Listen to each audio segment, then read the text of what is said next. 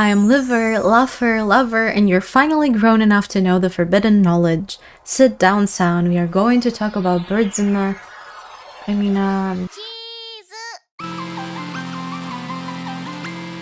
For who knows how long I've been doing art, commissions have always been on my mind. Every artist thinks about them at some point because they can be a source of income for many, but there are a lot of nuances. I'd asked people who knew more about it, pricing, how to get and manage commissions, but the answers were always vague and unhelpful.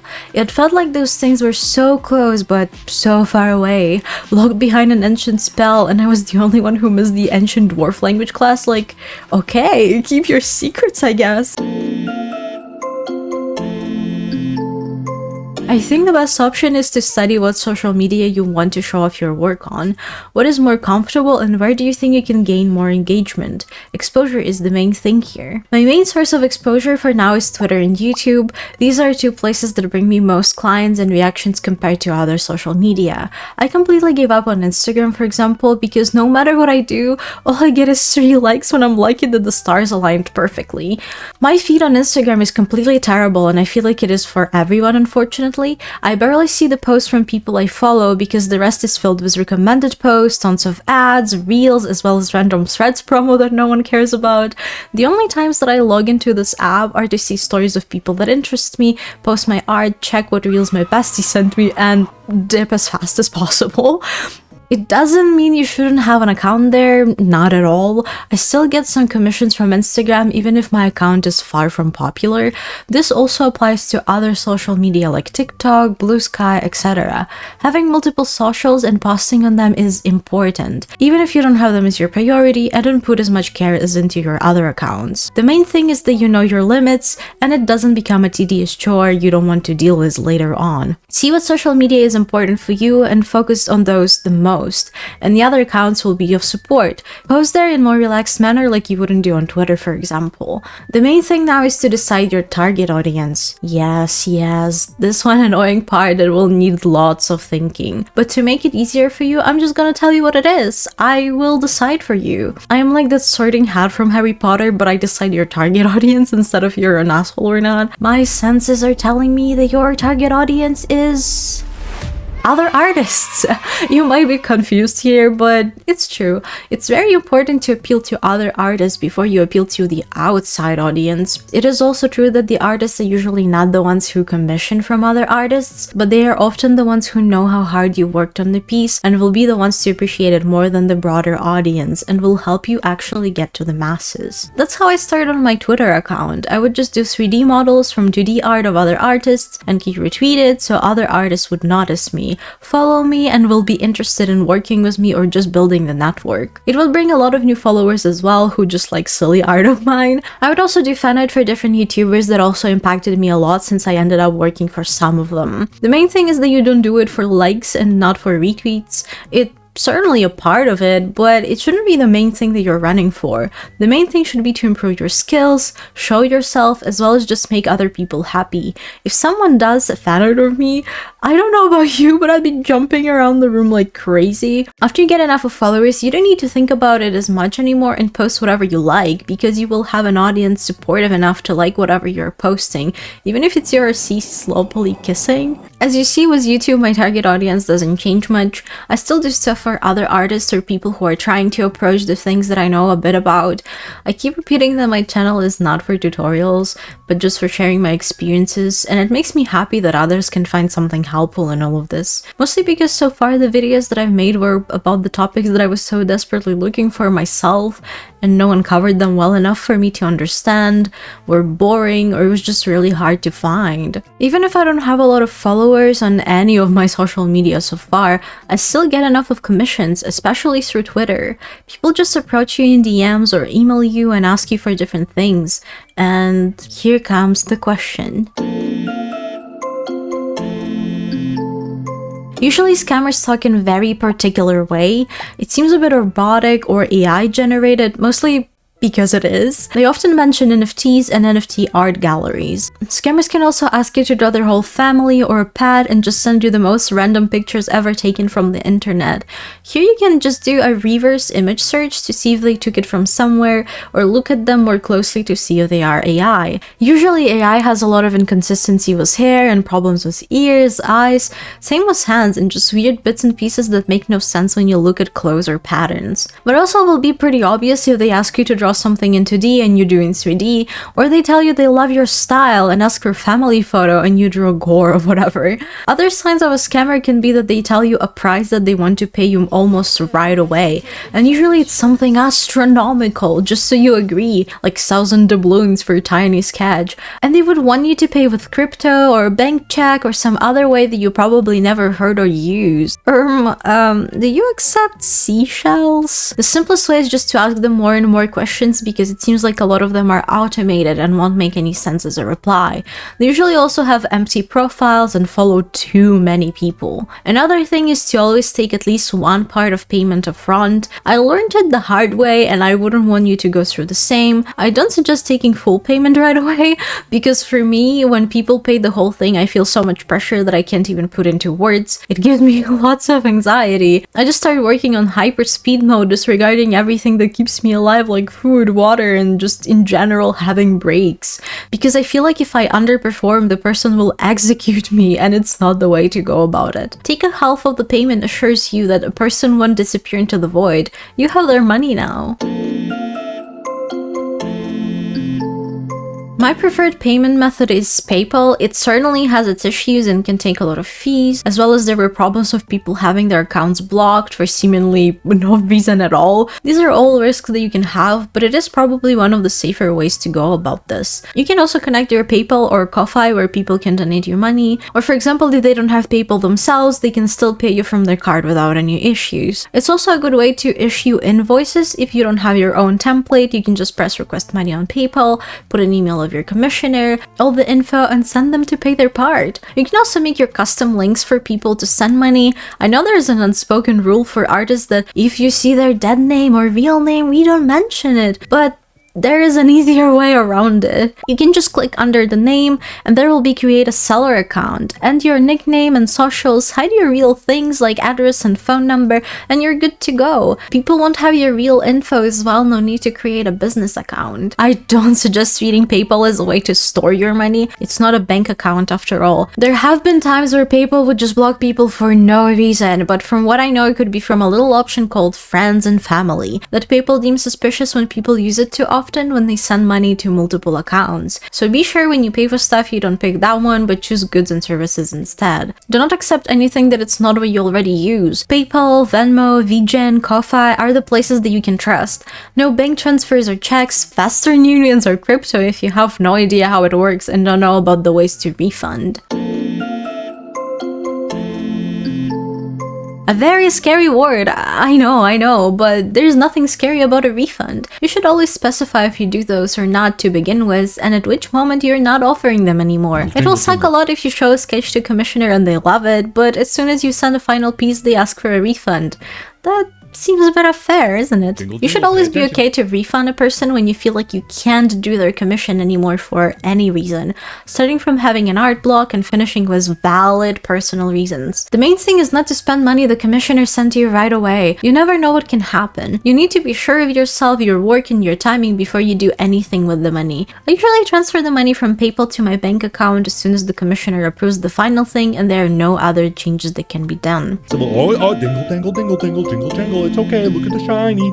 How many changes do you offer? Is it only on a sketch part? You should always value your time and think about how much it would take to make you certain changes. It's not like you can change the whole design when you submit the final artwork to the person. Usually it's 3 changes before you start taking additional charges. If people go over the limit of 3 free changes, I usually open it as a new commission. You don't like how the body part looks like when I'm at this stage of almost being done? Well, that would be a new slot commission for me. So a person needs to pay for my work hours. You don't need to do the same way I do it, you can charge your price per change. If a person asks you to recolor a work for the first time, you charge another couple of dollars. It should be at least 5 or 10% of your commission per one change after 3 free ones. If it's something small, I usually offer it for free.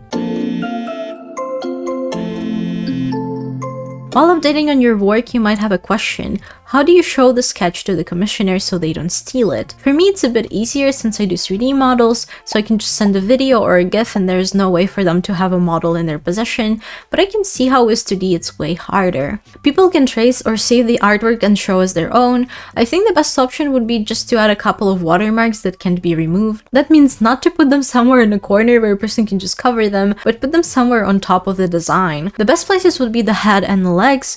Putting them in one place doesn't always help since people know how to crop photos. You can also mess with different effects that help you, but don't obscure the image too much so it's confusing to the commissioner. For example, you can use those anti-eye overlays, which makes it a bit harder to trace over.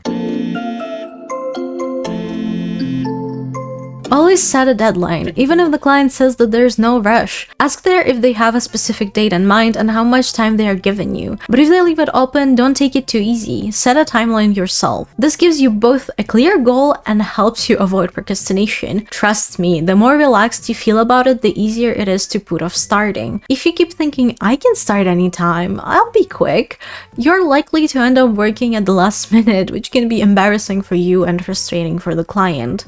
Sorry, Commissioner Chan, I will start the work tomorrow. You should always try to calculate the time you need to complete the work, but that also means that you need to count your free time in it, since you won't be working 24/7, as well as unpredictable cases of something exploding and you not being able to work at all. So for example, your artwork takes roughly 6 hours, you will work 3 hours today, take a break on next day, and finish your work on the third day.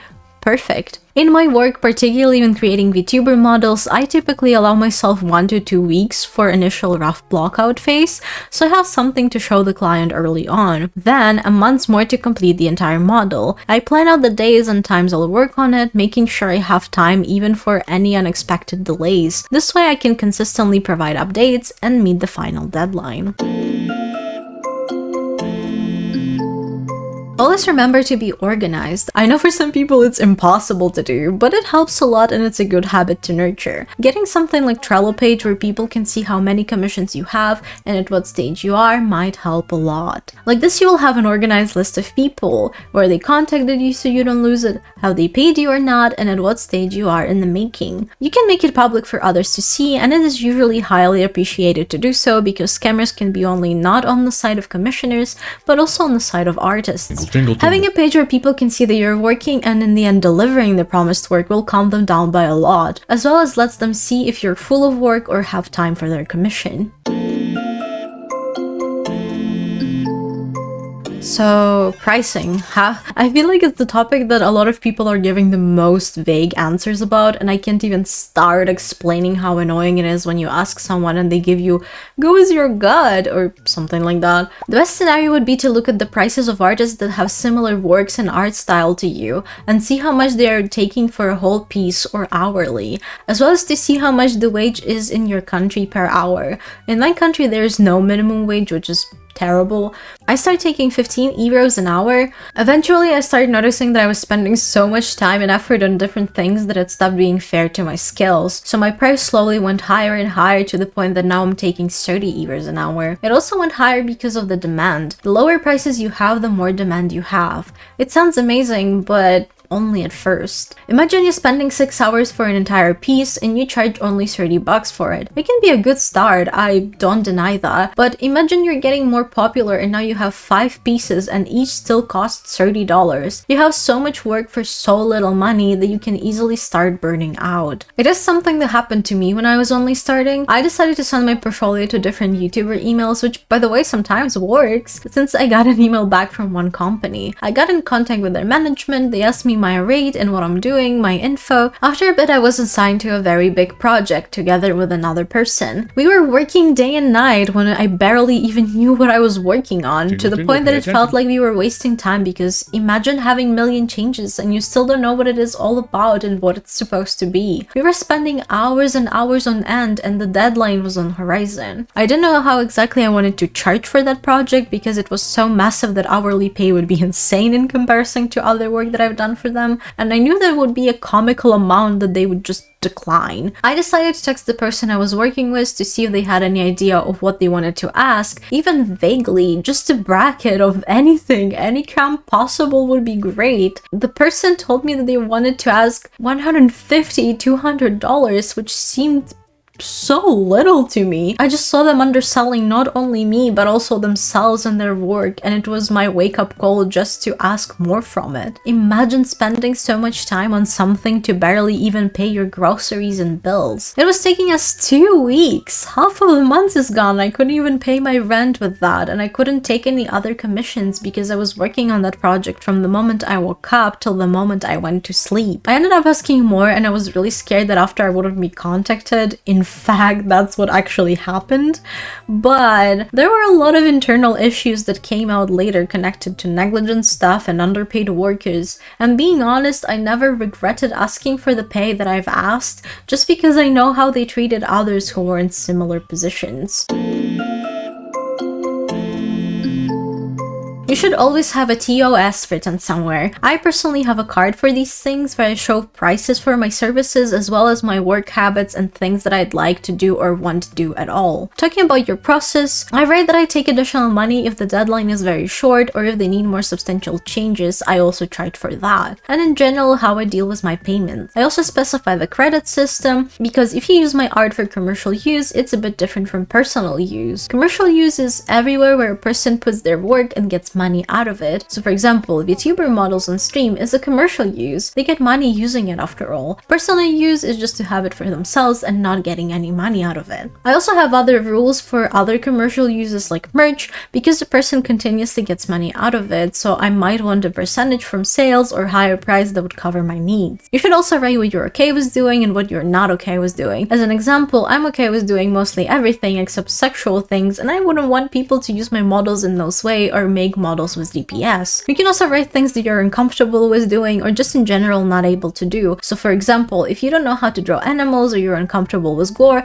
you should tell that to people. Feel free to decline a commission if it's something that makes you uncomfortable or it's out of your league, because no money can help you with your mental health that you can lose over a commission that won't even be worth it. You can also write about how people can use your things, so don't use hate speech while using your model, don't do stuff to the model that you're against, etc. Otherwise, the person will go into your block list and won't be allowed to commission from you anymore. Some people also like to write agreements. They are sort of a legal document to send out to your commissioners, sort of a contract if you will. You don't necessarily need those, but if you work with more serious stuff, I suggest you to write one so there are no loopholes. You can specify how much a person or a company should pay you and how, the amount of revisions you allowed, assignment of rights, TOS, confidentiality, and the law stuff with a signature in the end. All professional. I know.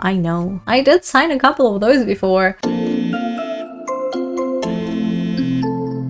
I mentioned before that sometimes reaching out to creators is a good idea. You can email some, but you need to be professional about it and have a portfolio so you have something to offer. You always should say what exactly you're here for, why you decided to email them to begin with, and how they can benefit from it. In short, something like, "Dear Chantako, I'm a 2D artist and I saw your channel, I liked your character and I thought it would be cool to draw thumbnails for you. It will be good for your channel visibility and aesthetics. Here's my portfolio and prices." This is a very short version of what you can write, but a bit more detail wouldn't hurt. Don't harass anyone on social media and don't write a million emails one after another to the same person. The main thing is to be patient, and if they reply it's great, if they don't it's also fine, and maybe they already have people or don't need anyone right now. Another thing about emails is that if you see it's connected to some sort of agency, there is a very low chance anyone will see it, because usually they only pay attention to sponsorships. I would also suggest studying what people like on social media and how algorithm works. It's tedious and annoying and sometimes doesn't even work as it's supposed to, but it's a thing to keep attention to if you want to continue growing, as well as paying attention to trends if you want to grow your account. Making your commission sheet pleasant also works on people and grabs their attention. As always, I would love to share my experience and how it went for me, what paths I chose, and what I tried to avoid. It can be different for you depending on your audience, the paths you'd like to take, and the types of works you're making. What worked for me won't necessarily work for you, or go the same way it did for me. Sometimes things are highly unpredictable. You can always agree or disagree with what I'm saying, and I would love to hear more opinions from you as well. I also have created my Discord server, and I would love to chat about whatever you have to share and help you with 3D if you need it. Doodles!